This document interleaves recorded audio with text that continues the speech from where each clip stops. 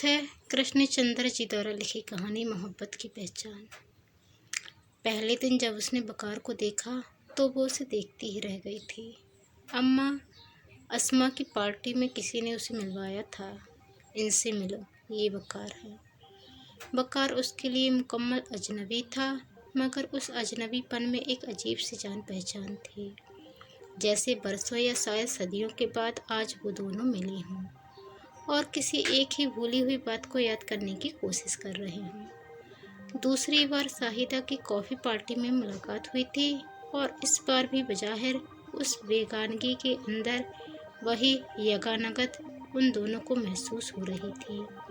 ये पहली निगाह वाली मोहब्बत नहीं थी, एक अजीब सी कुर्बत और गहरी जान पहचान का एहसास था जो दोनों के दिलों में उमड़ रहा था, जैसे बहुत पहले वो कहीं मिले हैं, बहुत लंबी लंबी बहसें की हैं, आदत ख्यालात और जाति पसंद के ताने वाने पर एक दूसरे को परखा है। वो दोनों एक दूसरे के हाथ की गर्मी को जानते हैं, उस बर्फी रोब को पहचानते हैं जो निगाहों ही निगाहों में एक दूसरे को देखते ही दौड़ने लगती है। वो डोर जो दिल ही दिल के अंदर बंध जाती है और एक दूसरे से अलग होने के बाद अपने अपने घरों में अलग अलग, अपने अपने कमरों में अकेले आराम सुकून और चैन से बैठे हुए भी यूं महसूस होता है जैसे वो डोर हिल रही है। एक ही समय में, वक्त और एहसास के एक ही सानहे में वो दोनों एक दूसरे को याद कर रहे हैं। रात की तन्हाई में अजरा को अपने बिस्तर पर अकेले लेटे लेटे एकदम एहसास हुआ जैसे उसके बहुत ही करीब उसके चेहरे पर बकार झुका हुआ है। घबरा कर उसने बेड स्विच दबाकर रोशनी की। कमरे में कोई न था, फिर भी वो घबरा सी गई, लजा सी गई। उस एक लम्हे में ऐसा महसूस हुआ जैसे उसका राज बकार को मालूम हो गया। तीसरी बार जब बकार से रौफ की दावत पर मिली तो वे इख्तियार उसकी आंखें झुक गई और रुखसारों पे रंग आ गया। मोहब्बत करने वाली औरत का दिल बहुत शफ़ाक है। बकार और अजरा को एक दूसरे के करीब आते ज़्यादा देर नहीं लगी। कुछ ऐसा महसूस होता जैसे बनाने वाले ने उन दोनों को बनाया तो एक दूसरे के लिए ही था। दोनों जिद्दी और मगरूर थे, रातबाज और मेहनती, न किसी से दबने वाले न किसी से बेजा खुशामद करने वाले। दोनों किसी कदर कज बहस भी थे और शायद वो बहस सदियों पहले उनके दरमियान शुरू हुई थी, अब फिर जारी हो रही थी। दोनों साइंस के बहुत अच्छे तालिब इल्म थे और यूनिवर्सिटी के चीदा स्कॉलरों में उनका शुमार होता था और आजकल साइंस में फ़लसफ़े से कहीं ज़्यादा बहस करने का मौका है। इस पर तुर्रा ये कि दोनों वजीह खूबसूरत और हसीन थे। लगता था कुदरत ने दोनों को एक ही सांचे और डब्बे में ढालकर एक दूसरे के से दूर फेंक दिया था। हालात के महवर पर गर्दिश करते करते अचानक वो एक दूसरे से आन मिली थी और अब ऐसा लगता था जैसे कभी एक दूसरे से अलग न होंगे। ये पहचान 3-4 साल तक चलती गई और गहरी होती गई। इस अरसे में बकार IAS के इंतखाब में आ गया था और ट्रेनिंग हासिल कर रहा था। अजरा भी नेशनल लेबोरेटरीज में मुलाजिम हो चुकी थी और अपने महबूब मौजू कोलेस्ट्रोलॉजी पर रिसर्च कर रही थी। जिंदगी उन दोनों के लिए बहार के पहले झोंके की तरह शुरू हो रही थी। उन दोनों ने शादी का फैसला कर लिया था, मगर शादी के चंद रोज पहले अजरा के मुंह से नहीं निकल गया।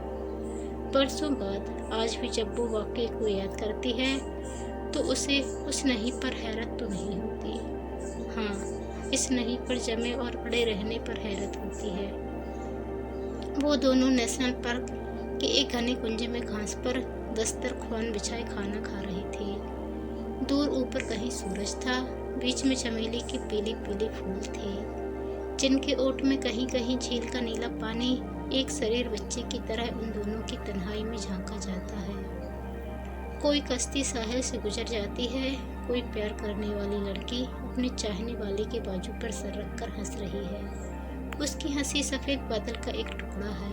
इस दुनिया में हमेशा कयामतें आती रहेंगी और हमेशा वो एक दूसरे से झगड़ेंगे 10 गज जमीन के लिए, कभी एक छोटे गुरूर के लिए, और हमेशा कोई न कोई आफत टूटती रहेगी इस दुनिया में। मगर मोहब्बत सिर्फ एक बार आती है, बादल के सफ़ेद टुकड़े की तरह झील में एक कश्ती की तरह तैरती हुई चाहत के बाजू पर सर रखे हुए आसमान को तकती हुई दिल के साहिल को छूती हुई गुजर जाती है। कोई हाथ बढ़ा के रोक ले तो रुक जाती है, वरना मौत की गूंज की तरह कहीं और चली जाती है। ऐसे ठंडे से मीठे सेहत भरे लम्हे वो बहस शुरू हुई थी। बकार ने उसे मशवरा दिया था कि शादी के बाद अचरा नेशनल लेबोरेटरीज में काम करना छोड़ दे। बकार अब IAS में आ चुका है। खुदा के फजल से हर तरह की फरागत उसे हासिल है। अब अजरा को इस्तीफा दाखिल कर देना चाहिए। चंद दिनों में उनकी शादी होने वाली है। अजरा के मुंह से ना निकल गई, नहीं वो अपनी मुलाजमत कभी तर्क नहीं करेगी। मुलाजमत छोड़ने की ज़रूरत क्या है, उसे एक काम पसंद है, वो रिसर्च करना चाहती है। शादी का ये मतलब तो हरगिज नहीं है कि औरत मर्द की गुलाम होकर रह जाए। घरदारी में ऐसा कौन सा वक्त लगता है। खाना बावर्ची पकाएगा, पानी नल से आएगा, झाड़ू बुहार झाड़ पोंछ का काम मनियार करेगी। बाकी रह क्या गया, सोफे पर एक उम्दा साड़ी पहनकर सोहर की राह तक ना। सो ये काम कौन सा मुश्किल है। दफ्तर से आते ही चंद मिनट में साड़ी बदलकर मुँह हाथ धोकर दरवाजे पर टंगी हुई एक रोशन मुस्कुराहट की तरह खड़ा हुआ जा सकता है। जो वो बात करते गए वह सुलझती ही गई। अजरा को अंदाजा हो रहा था कि वह इस गलत रास्ते पर जा रही है, मगर जोश के आलम में वो भी बोलती चली गई। बहस के दौरान उसे ये भी एहसास हुआ कि वो घर और उसकी जिम्मेदारी और उसके एहसास की अहमियत को महज बेहस की खातिर कम करती जा रही है। कुछ ये भी एहसास होने लगा कि वैसे बकार की दलील में वजन ज़्यादा है। इस बात से वो और भी बिफर गई। उसके लहजे में तलखी आने लगी। फिर उसे ये महसूस हुआ जैसे ये सब कुछ गलत हो रहा है। उसे मामले को संभाल लेना चाहिए, मगर वो एक नाम जो उसके मुंह से निकली तो निकलती ही चली गई और वो बहस के दौरान मजीद कजबहसी से काम लेने लगी। बकार भी संजीदगी को छोड़कर गुस्से से काम लेने लगा। तुम्हें ये नौकरी छोड़ देनी होगी, तुम मुझे ऐसी कोई धमकी नहीं दे सकते। अजरा के लहजे में आंसू आने लगे। वो और भी अपने अकीदे पर सख्त होती गई। किसी कीमत पर ये मुलाजमत नहीं छोड़ूंगी, चाहे शादी हो या ना हो, मैं अपना काम बंद नहीं करूंगी। एकाएक अजरा ने अपना फैसला दे दिया और बहस एकदम बंद हो गई। दस्तरखान लपेट दिया गया। खामोशी में झील के किनारे बर्तन धोए गए। एक कश्ती मर्दों औरतों की हंसी से भरी हुई शरीर बच्चों की किलकारियों से मामूर करीब से गुजरती जा रही थी। अजरा का जी चाहा वो हाथ बढ़ा के इस कश्ती को रोक ले, वरना ये सब बच्चे चले जाएंगे और वो अकेली रह जाएगी। मगर उसके दिल में इतना गम और गुस्सा और गुरूर भरा हुआ था कि वो कुछ न कर सकी।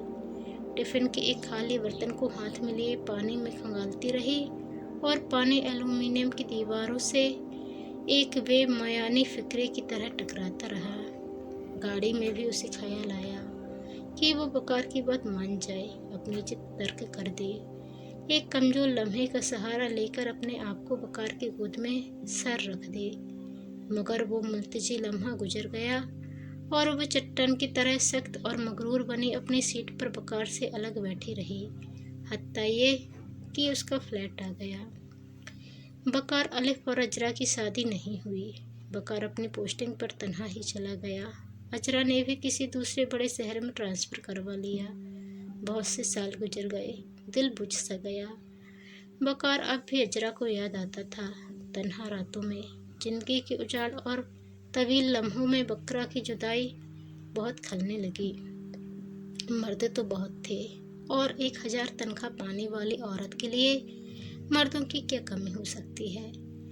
मगर वो दूसरे मर्द से शादी तो जब करे जब बकार को किसी तरह भूल जाए, और वो कमबख्त दिल से उतरता ही नहीं। अजरा ने शादी नहीं की, मगर उसने चंद माह का यतीम बच्चा गोद लेकर पाल लिया। मुन्ना भी अब 4 साल का हो चुका था और अपने बाप को पूछता था, अम्मी अब्बू कहाँ हैं? कनाडा गए हैं। कनाडा कहाँ है? यहाँ से बहुत दूर है। कब आएंगे? नहीं आएंगे। क्यों नहीं आएंगे? सबके अब्बू तो रात को घर आते हैं, मेरे अब्बू क्यों नहीं आते? वो लाजवाब होकर चुप हो जाती, मगर मुन्ना पूछता ही रहता, कुंडूर गार्डन में जब उसे दाखिल कराने का सवाल आया तो मुन्ने के बाप का नाम पूछा गया। एकदम से अजरा ठिठक सी गई, फिर आहिस्ता से बोली, बकार हुसैन। नाम लिख लिया गया। मुन्ने के दिल पर दर्ज भी हो गया। उसी रात मुन्ने ने अपनी अम्मी के गले में बाहें डालकर पूछा, अम्मी, क्या मेरे अब्बू का नाम बकार हुसैन है? हाँ बेटा। अजरा की आंखों से आंसू झलकने लगे। देखने में कैसे है मेरे अब्बू?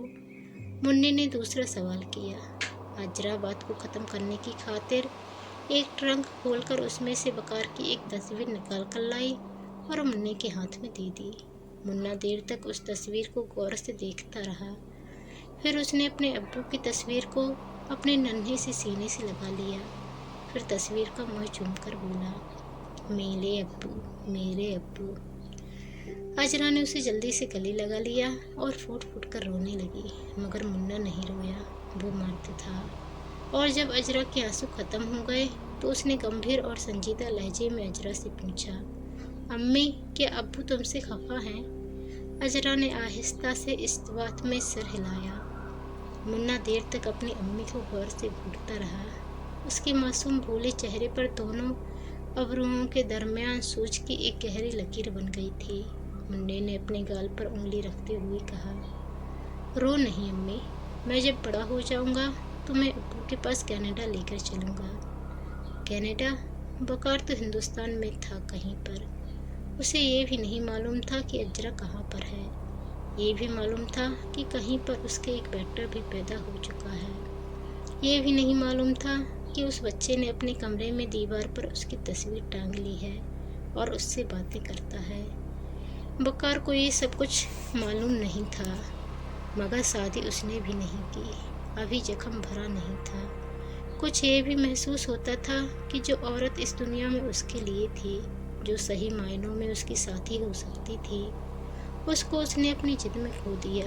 आज भी उसे एहसास था कि बात उसी की सही थी, दलील जायज और वजनी, मगर वो जो अपनी बात मनवाने के लिए तुल गया था, उसी एक बात ने शायद अजरा को उससे बरगसता खातिर कर दिया था।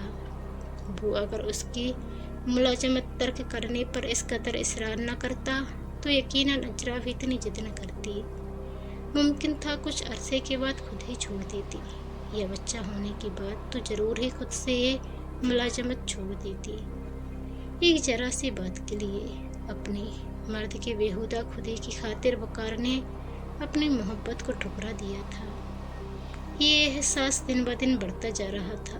अंदर ही अंदर बकार अपनी गलती पर पैंच और ताव खाता, मगर अब कुछ नहीं हो सकता था। दिन गुजरते गए, महीने गुजरते गए, बरस गुजरते गए। क्या जवानी इसी तरह गुजर जाएगी? तब वो अय्यास, वो वाश आदमी नहीं था। वो घरेलू सुकून पसंद एक ही औरत वाला मर्द था। इधर उधर की ताक झांक से वो घबराता था। उसने अपनी जिंदगी में सिर्फ अजरा, उसके बच्चों और उसके घर का तबश्शुर किया था, और जब उसे वही घर नहीं मिला तो उसने भी शादी का ख्याल तर्क कर दिया और अपने आप को अपने काम में गर्क कर दिया। एक बार वो नागपुर से दिल्ली के लिए फ्लाई कर रहा था। मानसून के दिन थे, मौसम बहुत खराब और तूफानी हो रहा था। उसके जहाज को रास्ता बदलकर हैदराबाद के हवाई अड्डे पर उतरना पड़ा। इंजन में भी खराबी पैदा हो गई थी। मौसम बेहद खराब हो रहा था। मालूम हुआ रात यहीं काटनी पड़ेगी। सब मुसाफिरों को रात के क़याम के लिए रिच होटल ले जाया गया।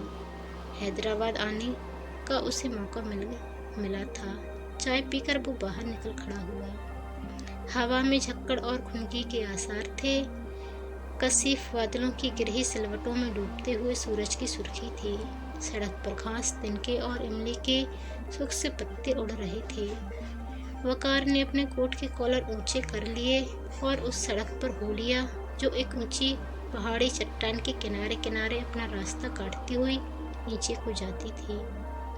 कुछ देर के बाद वो हैदराबाद को सिकंदराबाद से जुदा करने वाले निजाम ताल पर था और मीलों तक फैले हुए पानी का नजारा कर रहा था। बांध की सड़क पर घूमता घूमता वो किसी दूसरी सड़क पर घूम गया। फिजा में अजीब उदासी सी थी। सड़कों पर रोशनी हो चली थी, मगर झक्कड़ जदा माहौल में ये जर्द रोशनी मायूसी को तोड़ने की नाकाम कोशिश कर रही थी। अब चारों तरफ छोटे छोटे बंगले थे, जिनकी निस्फ कद आदम दीवारों से बोगनवेलिया की फूलदार शाखें झांक रही थीं। कहीं कहीं पर अमलतास और इमली के पेड़ शाखों से शाखें मिलाए उसके सर के ऊपर उसके खिलाफ किसी साजिश में मसरूफ नजर आते थे। एक आदमी एक मैली चद्दर ओढ़े एक पान वाली सी बीड़ी का एक बंडल खरीद रहा था और करीब के दिलसाद होटल के मौले माहौल से एक ट्रांजिस्टर के गैर जाती संगीत की आवाज आ रही थी। मौसीकी अगर जाती ना हो तो महज मशीन का शोर बनकर रह जाती है। बहुत सी मौसीकी जो वो आजकल सुनता है खाली बर्तनों की आवाज मालूम होती है। गाने वाले की आवाज और सुनने वाले के कान का ताल्लुक बाकी है, मगर रूह का ताल्लुक गायब हो चुका है। ऐसी मौसीकी ऐसी सादी से मुसाबह है जो अखबारी इश्तिहारों के जरिए सर अंजाम पाती है। एक बार उसने बड़े गुलाम अली खां को एक छोटी सी महफिल में अपनी आंखों के सामने गाते हुए सुना था। फिर उनके किसी रिकॉर्ड में वो मज़ा न आया। एक बार उसने मोहब्बत भी की थी, फिर शादी के किसी पैगाम में वो मज़ा न आया। एक बार वो सोचता सोचता चलता चलता रुक गया। किसी ने उसके घुटनों के नीचे उसकी पतलून को पकड़कर खींचा था। उसने मुड़कर देखा, छोटा सा कोई 4 साल की उम्र का एक बच्चा है और उसकी पतलून को पकड़े हुए उसकी तरफ बड़ी गहरी नज़रों से देख रहा है। क्या है बेटे? उसने बड़ी नर्म आवाज़ में पूछा। आपका नाम क्या है? मुन्ने ने पूछा। वकार हुसैन, उसने जवाब दिया। मगर तुम क्यों पूछते हो बेटे? क्योंकि हमारे घर में आपकी तस्वीर लगी है। मेरी तस्वीर तुम्हारे घर में? वकार हुसैन हैरानी से इस 4 साल के बच्चे की तरफ देखने लगा। जहन पर बहुत जोर देने के बाद भी उसे याद न आया कि हैदराबाद में उसका कोई रिश्तेदार रहता था। मुन्ने ने आहिस्ता से इस बात में सिर हिला दिया, फिर दोनों हाथ फैलाकर बोला, मुझे अपनी गोद में उठा लो और मेरे घर चलो, तुमको वो तस्वीर दिखाता हूँ। वकार हुसैन ने झुककर बच्चे को अपनी गोद में उठा लिया। बच्चा बड़े आराम से उसके सीने से लग गया और अपने छोटे हाथ की नन्ही नन्ही उंगलियों से उसे अपने घर का रास्ता बताने लगा। जब वो दोनों एक नीम तारीख बंगले के बगीचे में दाखिल हुए तो मुन्ना उसकी गोद से उतर गया। अब वो दोनों बगीचे के गिर्द एक नीम दायरा बनाती हुई रविश पर घूमकर बंगले के पोर्च में आ चुके थे। मुन्ने ने जल्दी से अपनी उंगली वकार के हाथ से छुड़ाई और तेजी से बंगले के अंदर जाते हुए जोर से चिल्लाया, अम्मी अम्मी, अब्बू आ गए। अजरा दौड़ी दौड़ी बाहर आई, फिर ठिठक कर दरवाजे पर खड़ी हो गई। फिर वकार को पहचान कर खुशी से रोने लगी। नहीं नहीं, अब वो कभी भी ना नहीं करेगी। तो दोस्तों, आपको ये कहानी कैसी लगी कमेंट कर ज़रूर बताएं। चैनल पर नए आए हैं तो चैनल को सब्सक्राइब कर बेल आइकन को क्लिक कर लें। धन्यवाद। जय हिंद।